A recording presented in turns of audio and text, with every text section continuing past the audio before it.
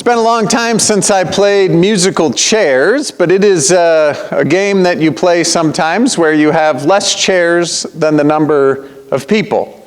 And then you play some music, and when the music stops, everybody fights for a seat, and if you are one of the people that doesn't make it to one, you are left out of the rest of the game.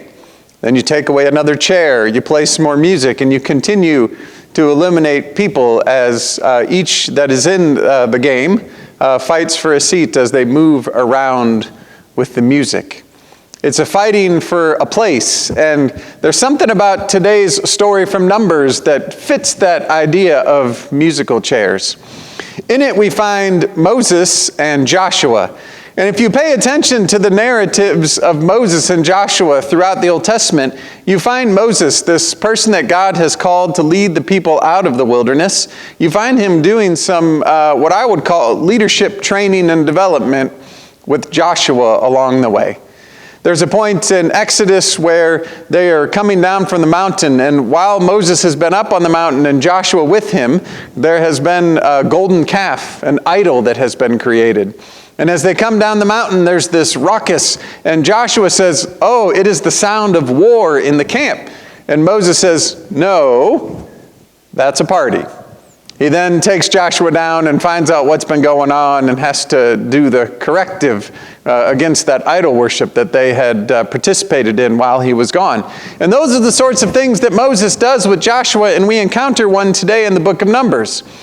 Moses, prior to the part of the story that we read, looks at God and says, "You have given me the burden of this whole people all by myself, and I cannot carry this whole group.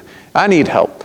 And so God tells Moses to gather 70 elders, and so Moses does that, and we pick up the story where Moses has gathered these 70 elders, and Joshua seems to be one of them, and they gather around this tent, and the Lord comes and takes some of the spirit of Moses and distributes it amongst those 70 elders so that they can carry the burden of leadership with him. They are now called into this place of serving the people in the way Moses has been doing from the time they left slavery in Egypt and now out into this place of wilderness. And amidst that experience of the Spirit coming to them, they prophesy.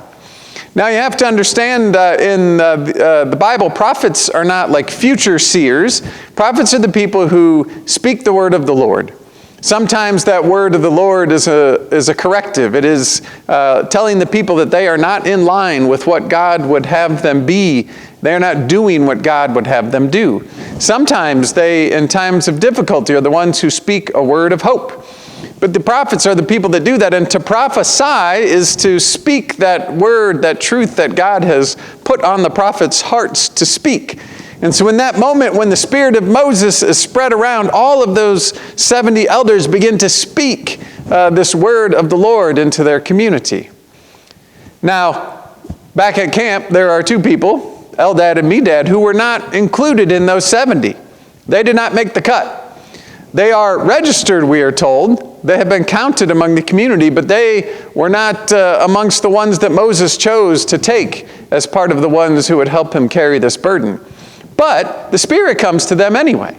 God sends Spirit to them and they begin to prophesy. Now in the early part of the story we are told that the 70 elders prophesied, but then they didn't, right? They just did it that once. But then when you get to the part where Eldad and Medad they are prophesying, right? They're continuing to speak this word. And there's a boy in camp who says, "Well, that's not right.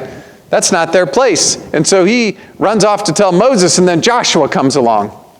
Now it's important to pay attention in this story how Joshua is identified.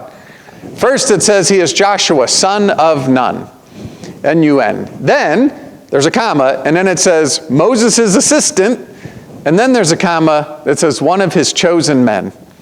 He gets identified three different ways. Once by his family identification through his father, once by his position as Moses' assistant and the heir to leadership that Moses has, and then another time by the fact that he has been chosen. It is telling us that Joshua has a place, Joshua has a voice, Joshua is important. So when Joshua sees that there are these two people that weren't part of the 70, he moves straight to a place of judgment. He says, "Moses, you have to stop them. They weren't picked. They weren't set aside. They weren't called to be part of this group. He's protecting his own place. He has a voice. He has a place in this group. He has a place of leadership. He has authority. He has all of that. And when he sees someone else trying to take a place, he doesn't like it, and he moves to this place of judgment and wants Moses to stop them. It's kind of like a game of musical chairs, except for there are real consequences in this. Joshua doesn't see enough seats, and he doesn't want other people coming into this space that has been created for him. Now Moses, as Moses does with Joshua, has a little moment of teaching. He says, "Are you going to be jealous for me?" I think Moses is taking that jealousy on himself, knowing that Joshua is really trying to defend his own place. And then Moses said, "Would that all of God's people were prophets." Now there is a lot that Moses is saying in that statement. Prophets in the Old Testament, yes, they speak God's truth, but they don't often get treated well. Nobody wants to hear the prophet say that you're not doing what God told you to do. Those are tough words to speak, even when spoken with love. Jesus, when he comes along and is thrown out of his own hometown for being a prophet, says prophets are never welcome in their hometowns. So for Moses to say, "Would that all of God's people were prophets," there's more than one thing happening. One, he's saying, would that all of God's people could see and discern truly what it is that God would have us be and do as people, and to speak that word out into the world. Would that all of God's people could do that. But I think he's also saying, would that all of God's people could take on that calling of a prophet to serve, even though it's not a comfortable place to serve. To speak the word of the Lord, even when people don't want to hear it, and to maybe even suffer the consequences of speaking that uncomfortable word. Moses is telling Joshua, you have a voice, you have a place, but right now it's time for you to listen, because God is creating space out for other people as well. It's not just these 70. God told us to gather those 70, but God is also creating other space. I think this is an important story in this week that we have had as a culture, and really it's more than a week. Systematic racism has long been a part of our life together.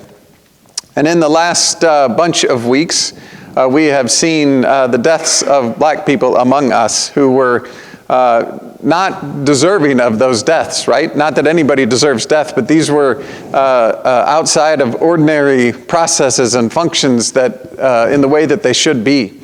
There was Ahmaud Arbery who was out jogging, Breonna Taylor who was at home, and George Floyd who was killed at the hands of police.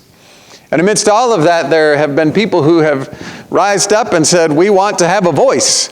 Our voice has not been heard. And there are those of us who do have a voice. In this same period of time where these protests have happened, that have turned violent in some places, there were, just a few weeks ago, some body-armored, fully, heavily armed white men who went and protested at the Michigan Capitol and even entered the building. And that did not turn out violently. And that tells us that there are very different ways we as a culture deal with these sorts of times where people want to raise and have their voice heard.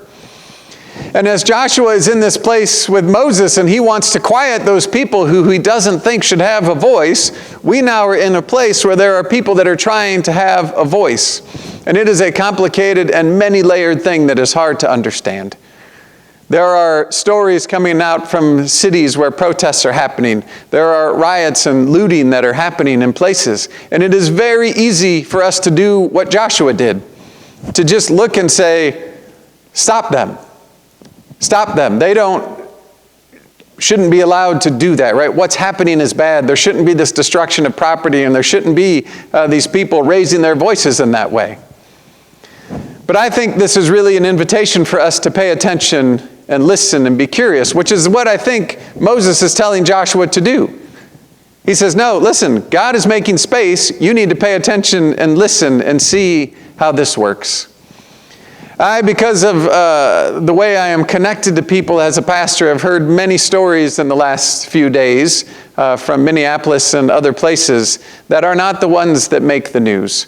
And they tell a much more complicated and nuanced story than the one that we often hear about these protests. There are counter-protesters and white supremacists and others that are stirring up some of the violence that is happening. And if we don't hear those stories and we only take what we see and we immediately move to a place of judgment, then we land in the same place that Joshua does, cutting off the space that God may be trying to create beyond the space that God has already created. And so I think our task in this time, especially for those of us who struggle to understand what is happening and struggle to see how systematic racism works in our world, is to listen, to be curious, to get beyond whatever sources of information we normally sit with and to seek out other stories. Instead of moving straight to judgment, to move to a place of trying to understand. And to do so because we understand that God is always trying to make space for people to thrive and have life. And that maybe in these protests there is a cry out for people that are trying to thrive and have life. And maybe there is some space in there where God is trying to make space for people to have a voice who don't have one or who haven't been heard. Jesus comes along and does the very same thing that Moses does. He comes as a prophet and he comes to make space. It is Jesus who gets criticized for talking to people who have not had a voice. He talks to the prostitutes and the tax collectors and the Samaritan woman and others, the Canaanite woman. He talks to all of these people and gives a voice to the people that ought not have one. When the woman who is hemorrhaging reaches out and touches his robe, she tries to quietly sneak away, and Jesus says, "Who touched my robe?" And then he invites her to speak, right? He gives her a voice. He makes space for her to be seen and heard. On the cross, Jesus makes space for everybody, for all of the judgment that we have. That's where he receives that all in that place. And then when he comes out to that space of resurrection, what he really does is free us from having to fight for our own space. In his death and resurrection, Jesus makes space for all of us to have reconciliation with God. He frees us from having to fight for our own space in the way that Joshua is with Moses. Jesus says, you don't have to fight for it. I love you and God loves you and I have made a space for you. Stop fighting for space and instead seek reconciliation. Seek to bring love into the world. Seek to bring peace and grace into the world. In the Beatitudes, Jesus says that blessed are the peacemakers, and blessed are the merciful, and blessed are those who hunger and thirst for righteousness. This is a time for us to live into those Beatitudes. And I think we could add one that says, blessed are those who try and seek to make space for others to have a voice. The spirit of that is gathered up in those Beatitudes. And in these days of tension and struggle, our task may best be to listen, to be curious, to seek to understand that which we cannot, to set judgment aside, as Moses invites Joshua to do, and to trust that God is making space for life, whether we understand it or see it or not, and that space is already there for us as we go. May we be blessed to live into these next days with peace, making space, with curiosity, trusting that God is indeed bringing life into this world, even in ways beyond what we can see. Amen.